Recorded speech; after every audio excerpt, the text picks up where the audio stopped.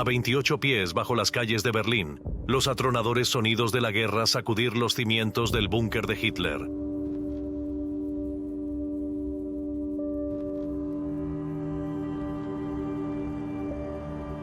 Tanques y tropas luchan por el control a medida que la guerra se acerca a su fin.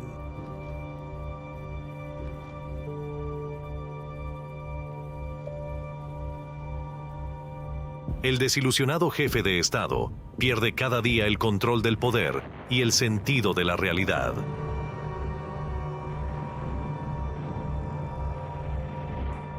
La guerra mundial que él inició ha regresado a casa.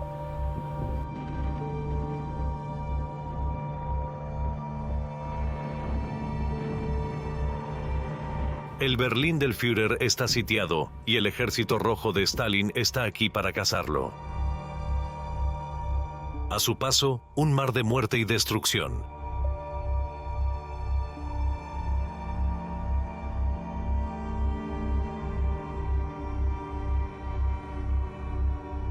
Para Adolf Hitler, solo hay una salida a esta guerra, y no será a manos de sus enemigos.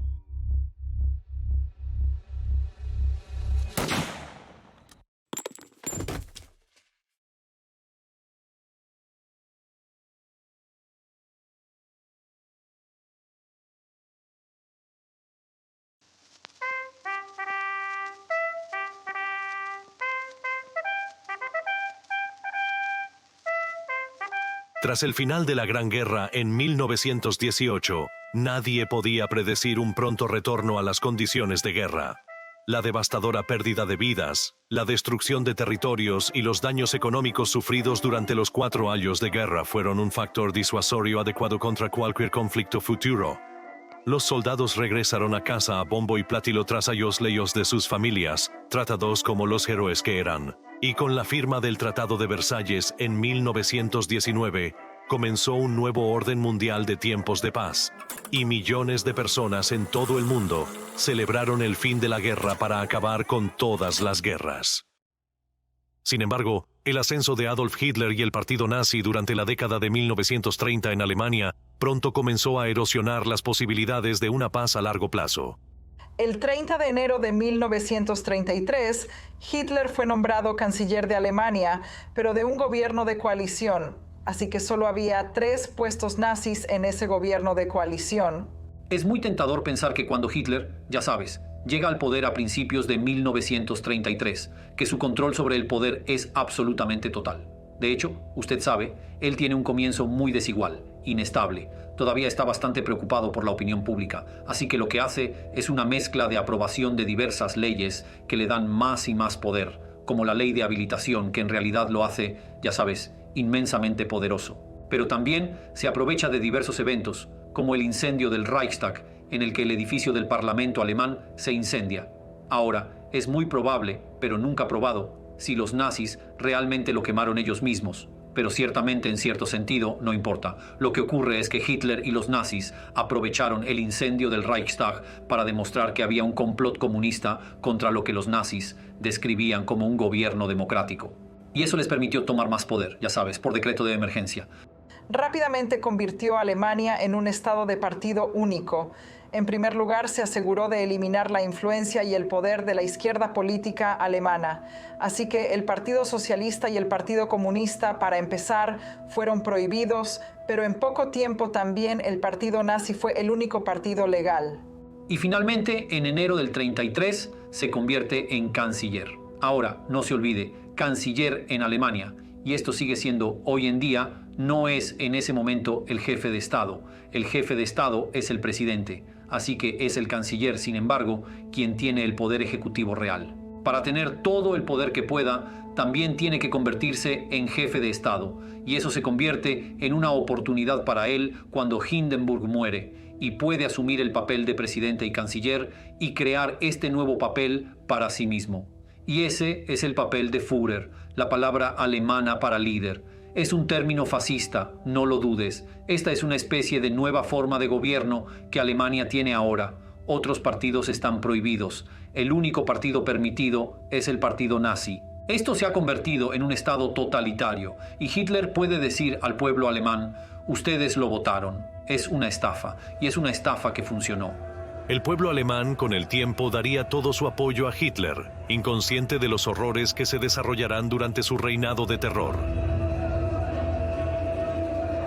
En 1938, era evidente que Adolf Hitler estaba dispuesto a llegar a cualquier extremo, no solo para volver a situar a Alemania en el mapa europeo como una fuerza a tener en cuenta, sino también para construir un imperio alemán que rivalizara incluso con los romanos. Él tenía la idea de una política exterior muy agresiva y expansionista, y esencialmente esta idea de la fuerza sobre la moral, por lo que la fuerza sobre cualquier cosa racional, supongo, en cierto modo, la fuerza en términos de asuntos exteriores. Y por supuesto, la Sociedad de Naciones fue diseñada de modo que la fuerza sobre cualquier cosa racional, supongo, en cierto modo, la fuerza en términos de asuntos exteriores. Y por supuesto, la Sociedad de Naciones fue diseñado para promover la paz y mejorar las relaciones internacionales y la seguridad, por supuesto, también. Y por eso Hitler quería sacar a Alemania de ella. Y además, esto iba a permitirle comenzar a romper el Tratado de Versalles de la manera que había esperado y pretendido todo el tiempo. Hitler está siendo expansionista, quiere más territorio, está mirando hacia Checoslovaquia, hacia un área llamada los Sudetes, donde ha identificado gente que él piensa que deberían ser legítimamente alemanes, y piensa que esa gente debería ser parte de la nueva Alemania nazi. Él, por supuesto, también está mirando al este hacia Polonia y pensando, tal vez quiero un poco de eso.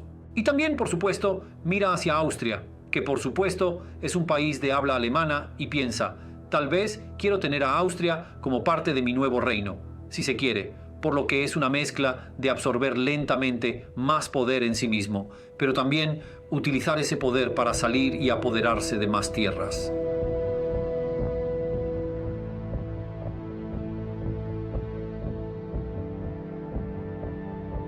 Hitler ya había entrado con su ejército en Renania, obligado a Austria a unificarse y puesto la mira en los Sudetes checos, de los que se apoderó rápidamente.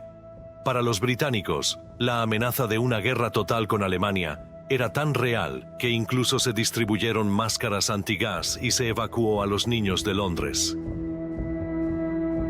En septiembre del 39, Hitler invade Polonia. Junto con Stalin también, la Rusia soviética también invade Polonia al mismo tiempo. Necesitaba estar seguro de que Stalin no atacaría a los alemanes cuando invadieran Polonia, y por ello acordó un pacto de no agresión con Rusia antes de ordenar a sus tanques cruzar la frontera el 1 de septiembre de 1939. Pero lo que el mundo recuerda es el hecho que Hitler invadió Polonia y un par de días después los británicos declaran la guerra a Alemania. La población alemana, debido a la popularidad de Hitler y a pesar de que habían experimentado los horrores de la Primera Guerra Mundial y la guerra de trincheras de la Primera Guerra Mundial y toda la neurosis de guerra y todo lo que conllevó, porque él era tan popular, puede que no estuvieran encantados de ir a la guerra en septiembre de 1939, pero siguieron adelante con ella. El avance de Hitler a través de Polonia fue realmente rápido. Fue rápido como un rayo. Y de hecho, la palabra alemana Blitzkrieg significa literalmente guerra relámpago. Mucha gente dice que los polacos capitularon fácilmente. Para ser justos, no lo hicieron, pero no había duda de que Polonia fue abrumada por esta fuerza superior. Y también fue una especie de nueva forma de guerra unida, en la que tienes la fuerza aérea y las fuerzas terrestres hablando entre sí de una manera que realmente no se había hecho antes en una invasión. Y realmente no se puede competir. Ya sabes, cuando te enfrentas a esta, fuerza armada recién remecanizada de Alemania, abriéndose paso todo el camino, ya sabes, fue devastador.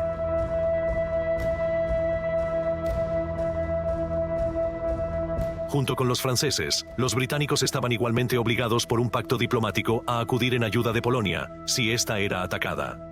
Neville Chamberlain, primer ministro británico, dio un ultimátum a Hitler: retirarse de Polonia antes de las 11 de la mañana del 3 de septiembre de 1939, o se declararía el estado de guerra entre el Reino Unido y Alemania.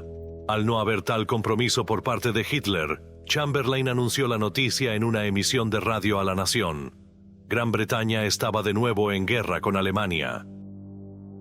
Esta mañana, el embajador británico en Berlín entregó al gobierno alemán la nota final, afirmando que a menos que supiéramos de ellos antes de las 11 en punto, que estaban dispuestos a retirar inmediatamente sus tropas de Polonia, existiría un estado de guerra entre nosotros.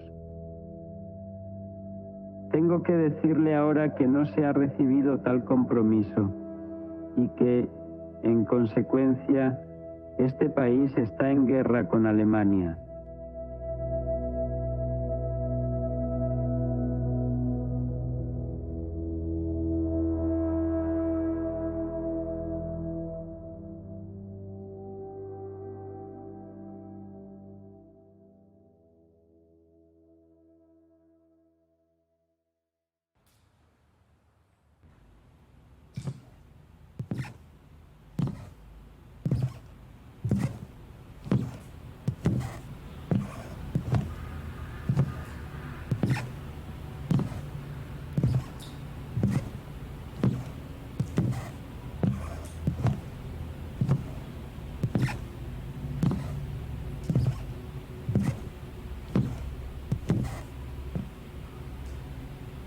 El 16 de enero de 1945, la Guerra Mundial de Hitler llega a su fin. La Alemania nazi está luchando una batalla perdida. Hitler lo sabe. Su decisión de librar la guerra en múltiples frentes ha mermado sus recursos, y las tropas aliadas se abren paso hacia Alemania desde el este y el oeste.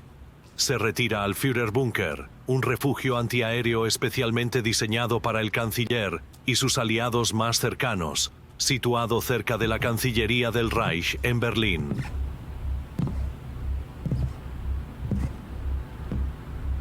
Sin una visión clara del frente, Hitler y sus socios no son conscientes de la gravedad de la situación en la superficie. La vida en el búnker está llena de ilusiones. Todos fingen que Alemania está ganando la guerra, ignorando la realidad de que su imperio se está desmoronando sobre ellos. El mal manejo estratégico de la guerra por parte de Hitler se vuelve en su contra.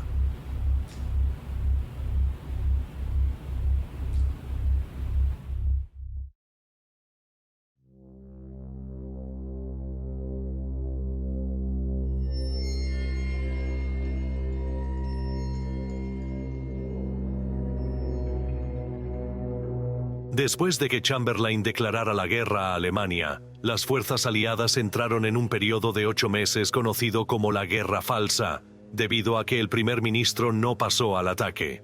Sin embargo, los avances estratégicos de Adolf Hitler no tenían nada de falsos. Su ejército no hacía más que fortalecerse, tomando cada vez más territorio en Europa occidental y oriental. En la política británica, sin embargo, había una voz que se hacía oír con fuerza, instando a Chamberlain a llevar la lucha a los alemanes. Durante toda la década de 1930, Winston Churchill había advertido de la amenaza que suponía el ascenso al poder de Adolf Hitler, y cuando la mala salud de Chamberlain forzó su dimisión en mayo de 1940, fue Churchill quien se convirtió en primer ministro. A las pocas horas de entrar en Downing Street, se enfrentó a una crisis inmediata que estaba teniendo lugar justo al otro lado del Canal de la Mancha. Mediante su táctica de guerra Blitzkrieg, el ejército alemán obligó a las fuerzas aliadas a dirigirse a una pequeña playa del norte de Francia. La playa, situada en la ciudad de Dunkerque, estaba cercada por las tropas alemanas. El ejército británico, como patos sentados, no podía hacer nada.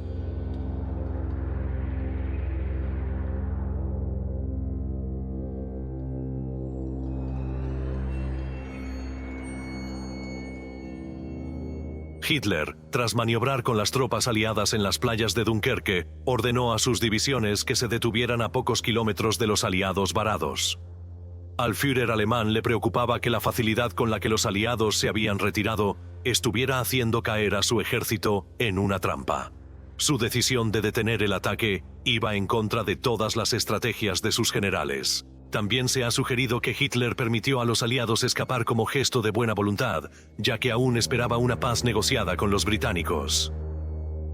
Lo que está muy claro es que Hitler calculó gravemente mal el estado de ánimo y la determinación de los británicos. Era una época de heroísmo, y Churchill estuvo a la altura del desafío, inspirando a los civiles británicos a seguir su ejemplo. Mientras las fuerzas aliadas se retiraban a las playas de Dunkerque, a la espera de una muerte segura a manos de los alemanes, la Armada Británica, en busca de cualquier buque en condiciones de navegar que pudiera cruzar el Canal de la Mancha, emprendió una audaz misión de rescate. 700 barcos, entre yates de lujo, remolcadores y barcos de vapor, zarparon hacia Francia, sin saber qué carnicería encontrarían allí. Cuando llegaron a la costa francesa, trabajaron incansablemente para llevar a casa a los soldados que esperaban. Algunos hicieron muchos viajes, y la Armada Británica calculó salvar a unos 45.0 hombres. Cuando finalmente se hizo el recuento en los primeros días de junio de 1940, más de 330 soldados aliados habían sobrevivido para luchar un día más. Winston Churchill tuvo su milagro. Por primera vez, la estrategia militar cuidadosamente planificada de Adolf Hitler no consiguió el éxito al que el Führer estaba tan acostumbrado. Y aunque los alemanes habían ganado la batalla de Dunkerque, los aliados habían triunfado incluso en la derrota. Winston Churchill ofrecía un liderazgo inspirador, y el pueblo de Gran Bretaña compartía ahora el espíritu invencible de Dunkerque. Hitler tenía entre manos una lucha por la nación isleña mayor de lo que jamás hubiera imaginado.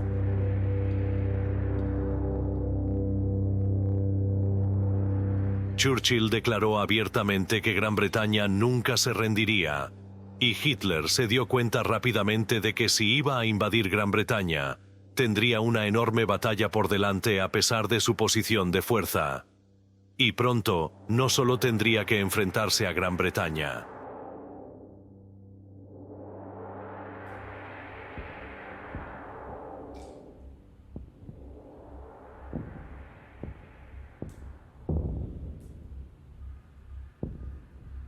El mundo se acerca a Adolf Hitler. El canciller alemán se encuentra solo en el búnker. Su ejército se agota, y sus enemigos forman ahora la alianza más fuerte del mundo. Los tres jefes de Estado de Gran Bretaña, Estados Unidos y la Unión Soviética se reúnen en Yalta para discutir el mundo de la posguerra. Los soviéticos, que alguna vez estuvieron alineados con el Führer alemán, ahora estaban sentados a la mesa para discutir cómo librar al mundo de Adolf Hitler y su partido nazi.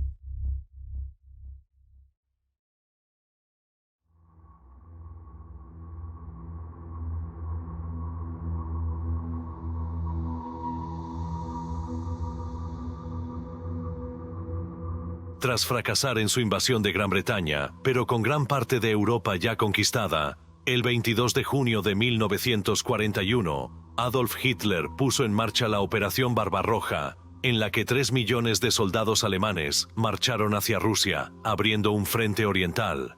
El objetivo de la operación de Hitler era conquistar la Unión Soviética antes del invierno, pero el Ejército Rojo de Stalin tenía ideas muy diferentes.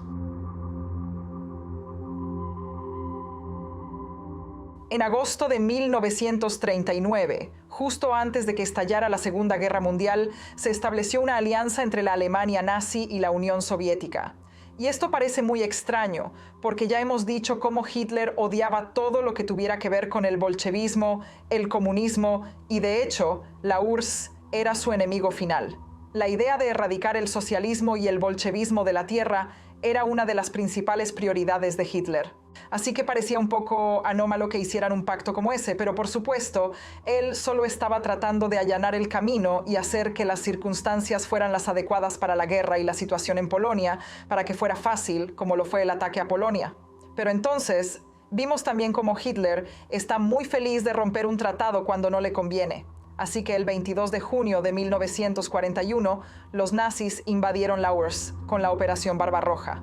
Si Hitler se hubiera detenido después de conquistar con éxito Francia y los Países Bajos y no hubiera decidido en junio de 1941 que iba a invadir este país realmente muy grande llamado Rusia, podría haber permanecido en el poder. Pero en junio del 41 tiene esta enorme tirada de dados. Es la última apuesta. Voy a invadir Rusia, voy a llegar a Moscú antes del invierno, porque como cualquier estudiante de historia sabe, tratar de invadir Rusia en el invierno, como Napoleón descubrió a su costo, no va a funcionar. Y así Él piensa que va a ser capaz de hacerlo.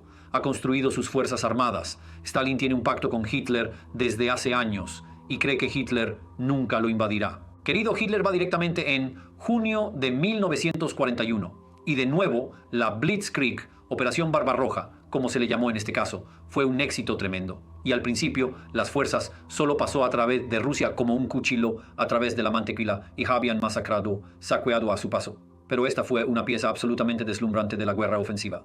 Pero por supuesto, lo que Stalin tiene es un montón de espacio para luchar contra él, porque él puede retroceder y retroceder y retroceder y retroceder, y todavía tienes miles de kilómetros de Rusia detrás de usted que usted puede recurrir. Ni siquiera has llegado a los Urales, que están mucho más allá de Moscú y siguen siendo parte de la Rusia europea. Tienes que pensar en toda la Rusia asiática, así que Stalin lo sabe. Pero también lo que Stalin hace es que es muy bueno en reagruparse y reunir a sus fuerzas. Los alemanes usan muchos tanques sobrediseñados, uniformes sobrediseñados, armas sobrediseñadas. Lo que los rusos son buenos en hacer es simplemente reunir las cosas de una manera improvisada, pero que funciona. Ya sabes, todo lo que tienen los rusos, uniformes, tanques, armamento, es muy simple, muy fácil de usar, muy fácil de producir en masa, muy rápidamente. El equipo alemán tarda siglos en producirse, así que este es otro problema real que enfrentan los alemanes. La lucha sería larga y amarga, y la decisión de Hitler de destruir su pacto de no agresión con Stalin le costaría caro. Y con la invasión de Hitler de la Unión Soviética, las alianzas del conflicto cambiaron de la noche a la mañana, y Churchill se puso inmediatamente en contacto con Stalin para asegurarse el poderío de Rusia para luchar por la causa aliada.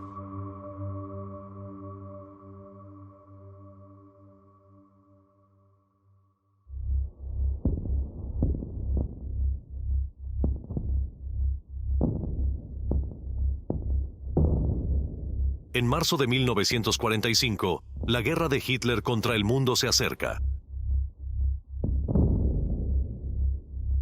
Las fuerzas aliadas se acercan por el este y el oeste. Hitler y sus generales son presas fáciles, a la espera de la inevitable liberación de Berlín en los próximos meses. Mientras las fuerzas aliadas liberan pueblos y ciudades de toda Europa, los verdaderos horrores del régimen de Hitler pronto comenzarían a revelarse.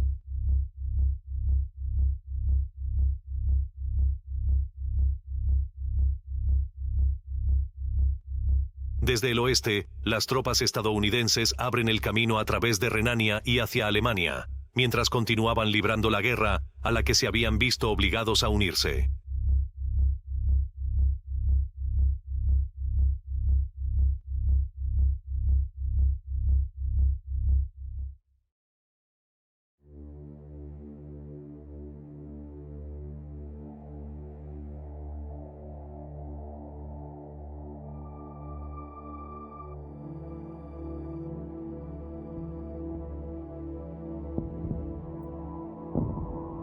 Mientras Gran Bretaña y los soviéticos continuaban su lucha como nuevos aliados contra la Alemania nazi, Estados Unidos enfrentaba su propia batalla al otro lado del Pacífico.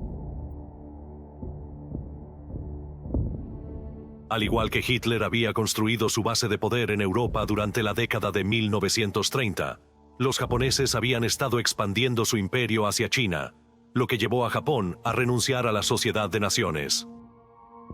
Roosevelt dejó constancia de la desaprobación estadounidense, poniendo fin al comercio con Japón.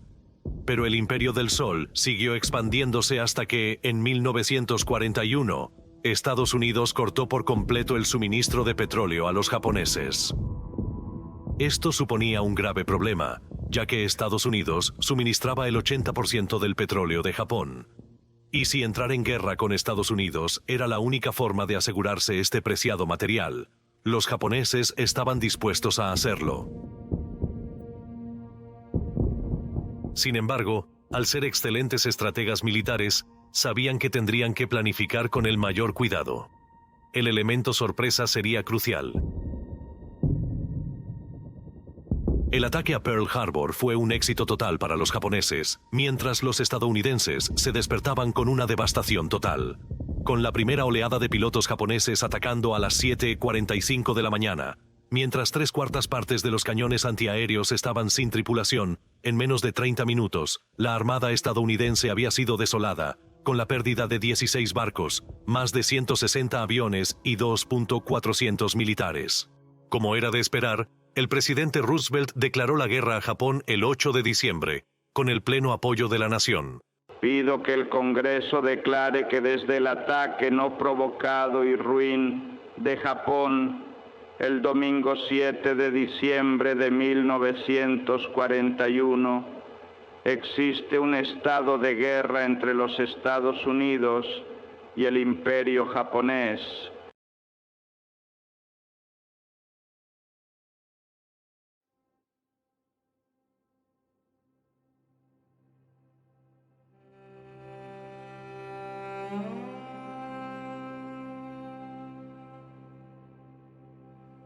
Debido al pacto tripartito, Alemania e Italia tenían el deber de declarar la guerra sobre los Estados Unidos en apoyo a los japoneses. Winston Churchill tenía algo que decir sobre la decisión de USA de entrar en la guerra, señalando que el destino de Hitler estaba sellado. Hemos tenido aquí un ejemplo muy alentador de lo que pueden conseguir británicos y estadounidenses trabajando codo con codo. De hecho, uno casi podría pensar que si pudieran seguir así, no habría casi nada que no pudieran hacer, tanto en el campo de la guerra como en los no menos enmarañados problemas de la paz. Es un corazón pobre el que nunca se alegra, pero nuestro agradecimiento, por ferviente que sea, debe ser breve. Nos espera un trabajo más duro, no solo en Europa, sino también, como he indicado, en el Pacífico y en la India.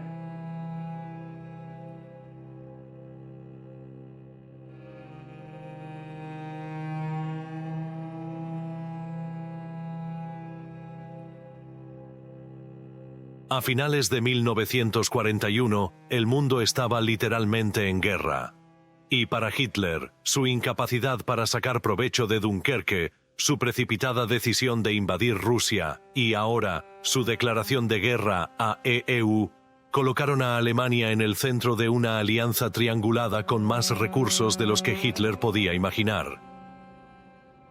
Al unirse la mayor potencia financiera del mundo, los estadounidenses, la mayor potencia militar del mundo, los rusos y el mayor imperio del mundo, los británicos, las tornas empezaron a cambiar a favor de la recién formada alianza. Ahora era Hitler contra el mundo.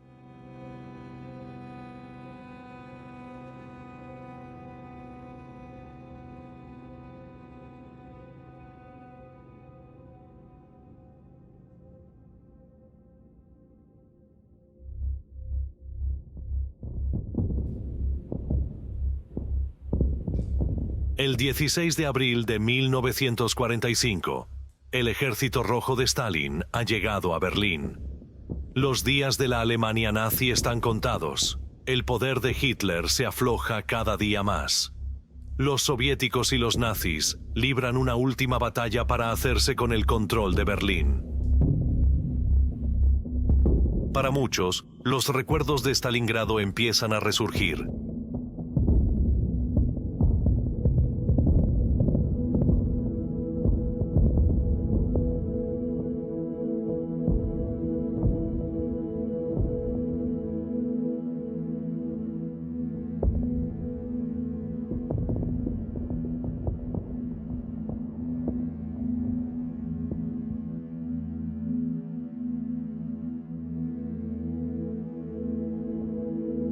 La última vez que soviéticos y nazis se enfrentaron por la posición estratégica de una gran ciudad, acabó siendo la batalla más sangrienta de la Segunda Guerra Mundial, con enormes bajas para ambos bandos, incluidos civiles atrapados en el fuego cruzado.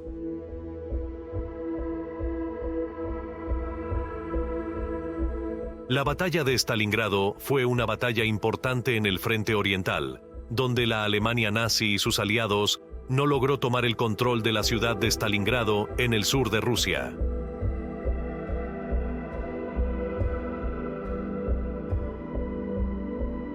Las bajas combinadas se estimaron en más de 1,5 millones, sin que ninguno de los bandos pudiera ceder, ya que Hitler y Stalin adoptaron una mentalidad de asedio, sin querer siquiera contemplar la derrota.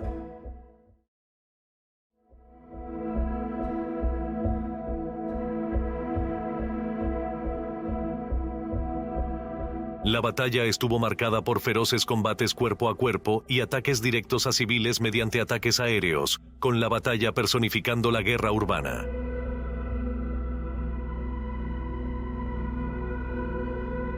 Las condiciones en Stalingrado fueron verdaderamente espantosas para ambas fuerzas combatientes.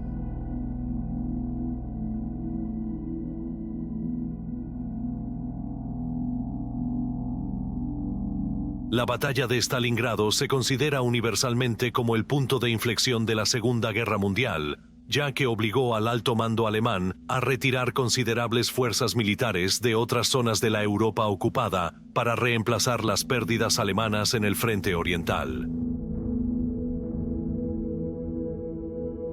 La victoria soviética dio energía al Ejército Rojo y cambió el equilibrio de poder a favor de los soviéticos, y lejos de Adolf Hitler.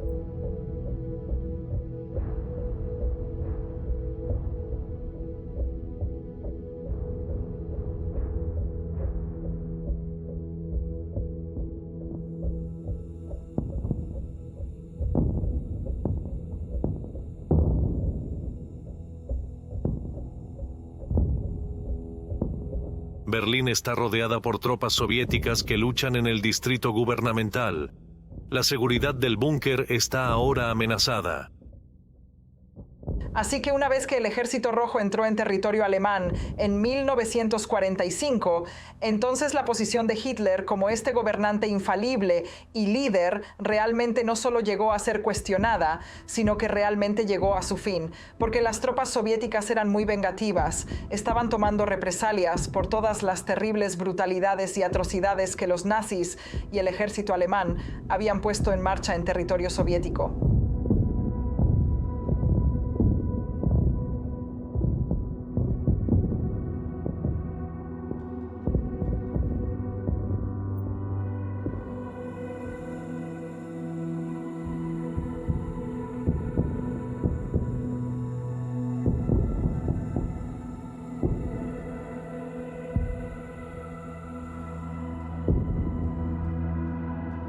Hitler se entera de los planes de Heinrich Himmler de llegar a un acuerdo de paz con los aliados y rendirse a la guerra. Esto es visto como la más alta traición contra el Führer y ordena su arresto. Sin embargo, Himmler ha huido del país y ya no está localizable. Por lo tanto, Hitler ordena hablar con Hermann Fegelein, que es el representante de Himmler en el búnker.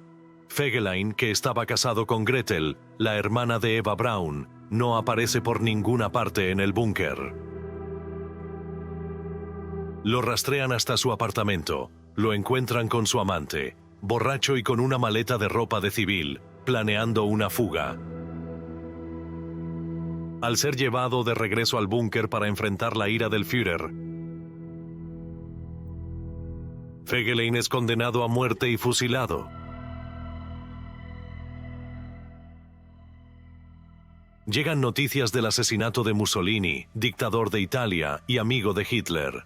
Al enterarse de que había sido capturado y fusilado, Hitler toma la determinación de no permitir que esto se convierta en su propio destino. Comienza a planificar su suicidio y la eliminación de su cuerpo, para evitar que los soviéticos lo exhiban públicamente. Se dirige a su secretario, Traudl Junge, y le dicta su testamento final.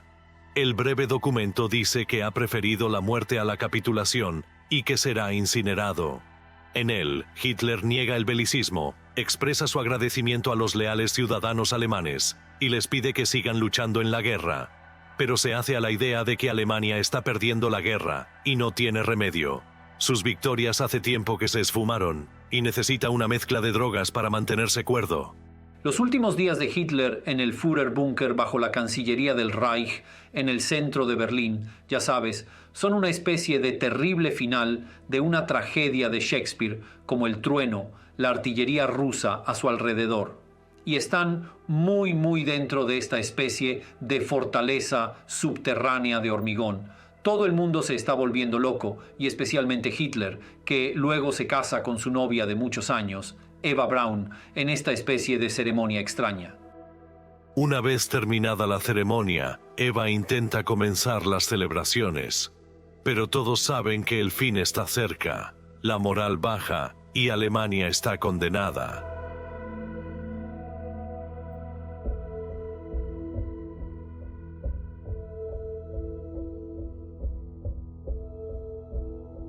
Adolf Hitler reúne a sus leales asesores y les estrecha la mano a todos en silencio. Saben lo que está por suceder. Hitler, el 30 de abril de 1945, decide quitarse la vida, y Eva Braun va a hacer lo mismo con él, o Eva Hitler, como por supuesto llegó a ser. Hitler lleva a su nueva esposa a sus habitaciones privadas, entregándole una cápsula de cianuro.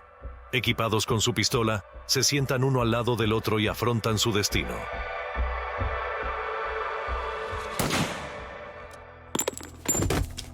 Se escucha un disparo desde afuera de la puerta.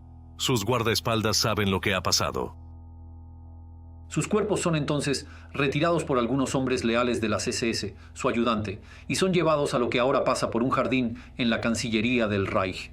Pero por supuesto, es solo una especie de infierno picado de viruelas de proyectiles de artillería, y allí están, sus cuerpos son quemados. Me refiero a este gran tipo de, casi como si fuera una pira vikinga, como en un largo barco vikingo subiendo, y usted sabe, básicamente muy poco de Hitler permanece.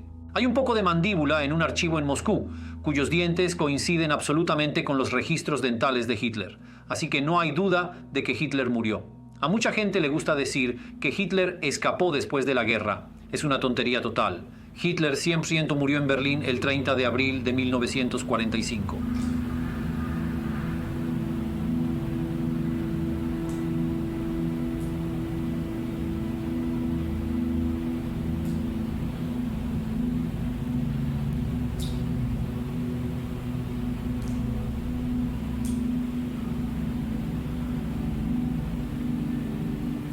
Varios otros se suicidaron en el búnker, no queriendo enfrentar su destino con el enemigo.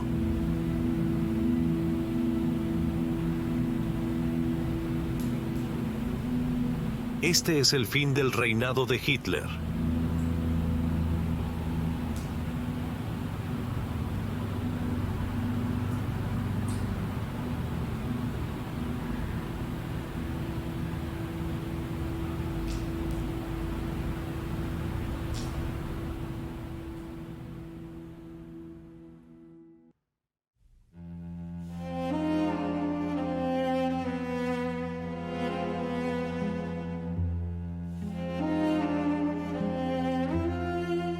Efectivamente, la guerra en Europa había terminado, y tras la rendición oficial el 7 de mayo de 1945, los aliados lo celebraron por todo lo alto. La guerra de Hitler por fin había terminado. 6 meses después de la victoria en Europa, el Día del Recuerdo ha vuelto a amanecer, trayendo consigo los recuerdos de 2 generaciones sacrificado en nombre de la libertad. Hace 6 meses, 3 aliados victoriosos unieron sus manos en el suelo de la derrotada Alemania. Hoy, el pueblo de Gran Bretaña se reúne en nombre de aquellos que dieron sus vidas en las 2 mayores guerras de la historia. El mundo magullado y sufriente se agitó nuevamente con los acordes triunfantes de la victoria. Para el soldado, fue el orgulloso final de un mundo largo y arduo. En un breve periodo, la fuerza tiránica de la Alemania nazi sumió al mundo en el caos, mientras los aliados luchaban por derrotar a este creciente imperio de odio, violencia y discriminación.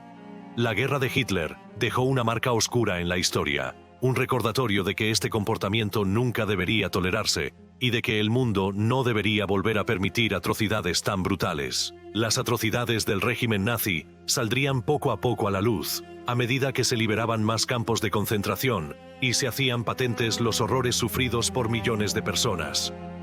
El 7 de mayo de 1945, Alemania se rindió. Y una vez que eso sucedió, las atrocidades del régimen nazi llamaron la atención popular.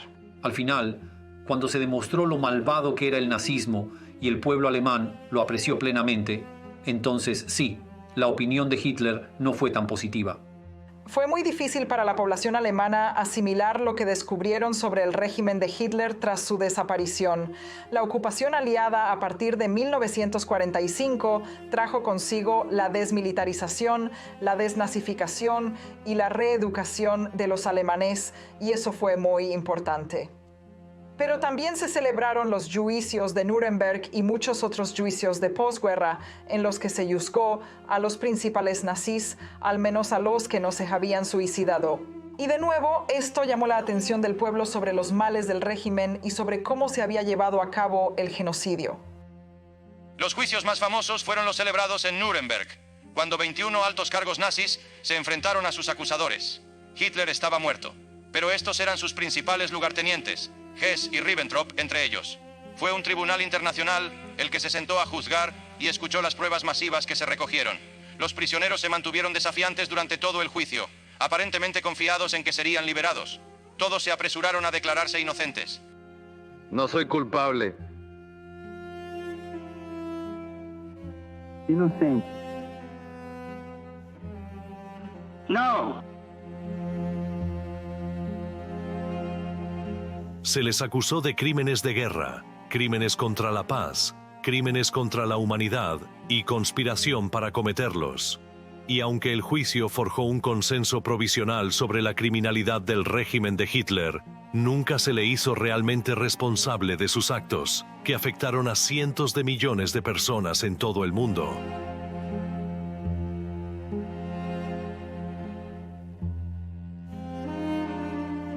Es difícil decir que haya un momento concreto en el que sepamos que Alemania superó el mal del régimen de Hitler. No cabe duda de que durante muchos años, décadas, en Alemania ha tenido lugar un proceso de aprendizaje sobre su pasado. Por supuesto, a los escolares se les enseña hoy en Alemania lo que se hizo en nombre del pueblo alemán. Hay dos formas de verlo. Puedes decir, los alemanes fueron tomados por este grupo de gángsters y luego abusaron del poder que se les dio, o los alemanes voluntariamente dieron a estas personas este poder. Ciertamente, hay muchas razones por las que podrías haber votado a Hitler en los años 30 y no todas implican que seas malvado. Pero, sin duda, si usted sigue siendo un fan de Hitler después de la guerra y después de todas las revelaciones que han salido a la luz, entonces yo diría que definitivamente es malvado.